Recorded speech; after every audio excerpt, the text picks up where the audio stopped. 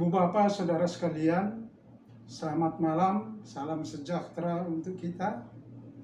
Malam hari ini kita akan membaca dan merenungkan isi Alkitab.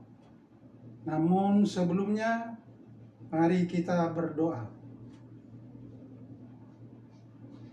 Ya Tuhan Allah Bapa kami di dalam sorga, kami bersama grup PKLU datang menghadap di hadirat-Mu, merenungkan firman-Mu, mempersiapkan diri di tahun yang baru ini. Setelah kami melewati tahun yang lama, 2020. Tuhan sertai selalu kami, agar semuanya boleh berjalan berkat tuntunan Tuhan. Demi Kristus Tuhan kami berdoa. Amin. Kita baca Alkitab dari kitab 2 Tawari 31 pasal 31 ayat 11 sampai dengan 21. Ayat 11 sampai dengan 21. Yang bunyinya demikian. Kemudian Hizkia menyuruh menyediakan bilik-bilik rumah Tuhan, dan mereka menyediakannya. Dan dengan setia mereka membawa segala persembahan khusus, persembahan persepuluhan, dan persembahan-persembahan kudus itu ke sana. Kononnya seorang Lewi mengawasi semuanya, dan Simel saudaranya adalah orang kedua. Sedang Yehiel, Asasia, Nahat, Asael, Yerimot, Yosabet, Eliel, Ismakia, Mahat, dan Benaya adalah penilik di bawah Konanya, dan Simei saudaranya itu, sesuai dengan petunjuk Raja Hizkia dan Asaria, kepala rumah Allah, dan Kore bin Yimna, seorang Lewi penunggu pintu gerbang di sebelah timur, mengawasi pemberian sukarela untuk Allah, serta membagi-bagi persembahan khusus yang untuk Tuhan dipersembahkan, persembahan maha kudus. Di kota-kota imam itu dibantu dengan setia oleh Eden, Miamin, Yesua, Semaya, Amaria, dan Sekanya dalam pembagian itu kepada saudara-saudara mereka menurut rombongan, kepala orang dewasa, dan anak-anak, kecuali kepada setiap orang yang masuk ke rumah Tuhan menurut hari-hari yang ditetapkan, menurut tugas jabatan yang ditugaskan kepadanya, dan menurut rombongannya, yakni mereka yang mencatat dalam daftar sebagai laki-laki yang berumur 3 tahun ke atas. Para imam dicatat dalam daftar menurut puak-puak mereka, sedang orang-orang Lewi yang berumur 20 tahun ke atas dicatat menurut tugas rombongan mereka. Para imam terdaftar dengan seluruh keluarga mereka, yakni istri, anak laki-laki dan perempuan, seluruh kaum itu, karena dengan setia mereka menguduskan diri untuk persembahan kudus. Bagi keturunan Harun, yakni imam-imam yang tinggal di padang-padang penggembalaan sekitar kota-kota mereka, di setiap kota ada orang-orang ditunjuk dengan disebut namanya untuk mengadakan pembagian kepada setiap orang laki-laki dari keluarga imam dan kepada setiap orang Lewi yang terdaftar. Demikianlah perbuatan Hizkia di seluruh Yehuda. Ia melakukan apa yang baik, apa yang jujur, dan apa yang benar di hadapan Tuhan Allahnya. Dalam setiap usaha yang dimulainya untuk pelayanannya terhadap rumah Allah dan untuk pelaksanaan Taurat dan perintah Allah, ia mencari Allahnya. Semuanya dilakukannya dengan segenap hati, sehingga segala usahanya berhasil. Demikianlah pembacaan Alkitab. Terpujilah Kristus. Sekarang ini kita akan masuk dalam renungan. Hizkia berusaha untuk menerapkan kehendak Allah dalam kehidupannya dan di kerajaan yang dipimpinnya. Ia tidak bekerja sendirian, melainkan dibantu oleh para imam dan kaum Lewi. Bahkan umat pun antusias dalam memberikan persembahan secara rutin.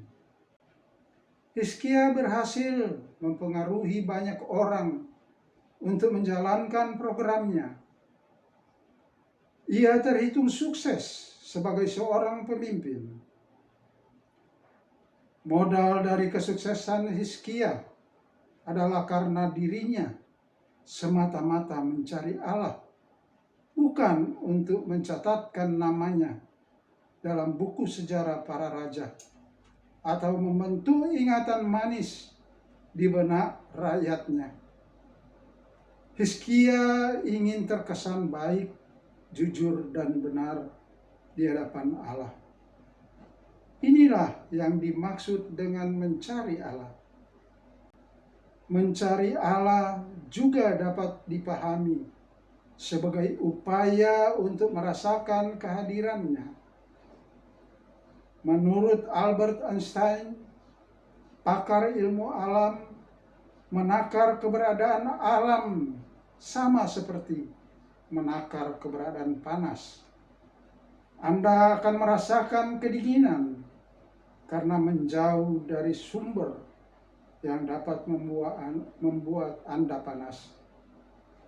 Demikian juga dengan kehadiran Allah. Anda akan merasakannya jika tidak menjauh darinya.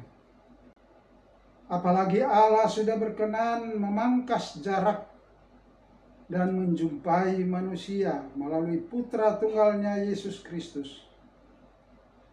Kita sebagai orang percaya mesti menanggapi pengorbanannya dengan hidup baik, jujur, dan benar.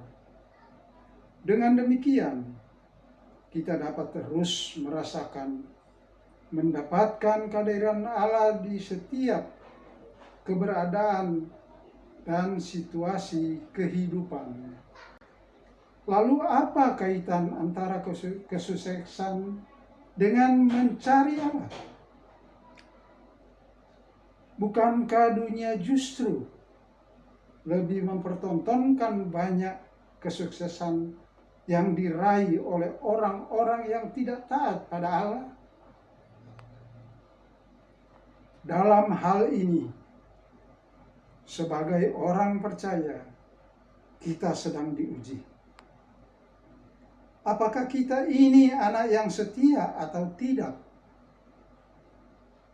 Khususnya ketika berjuang dan sudah diberi kesuksesan oleh Allah. Kiranya kita tetap menjadi umat yang setia mencari Allah di tengah godaan dunia untuk tidak taat kepadanya atau mengabaikan keberadaannya. Barang siapa yang tetap mengasihi Allah akan menerima mahkota kehidupan. Tuhan Allah yang maha baik, tolonglah ajarkan kami untuk belajar sesuai yang baik, yang jujur, dan setia kepada Tuhan, agar kehidupan kami senantiasa dinaungi keselamatan yang berasal dari Tuhan sendiri. Dalam kita memasuki tahun baru 2021 ini, kami memerlukan tuntunan kasih Tuhan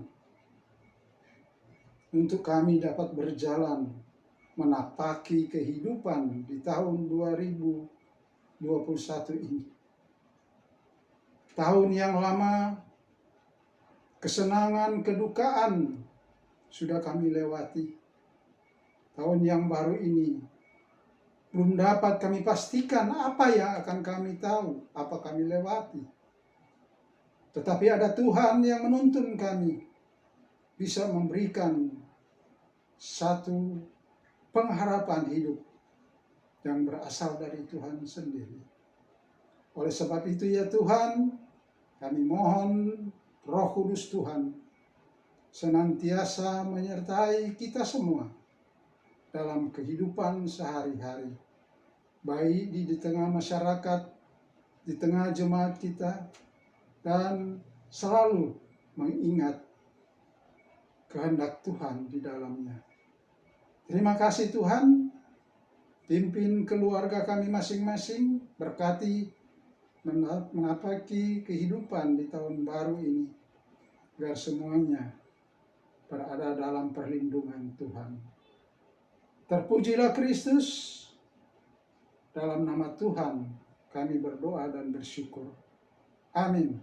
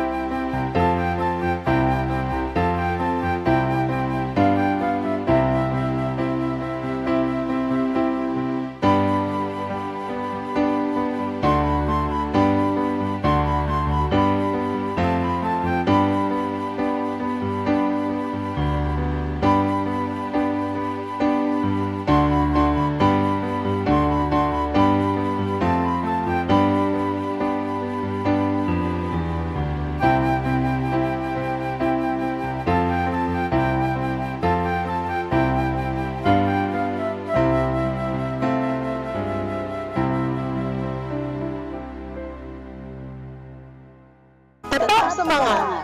Pelayanan Sebar dan hijau.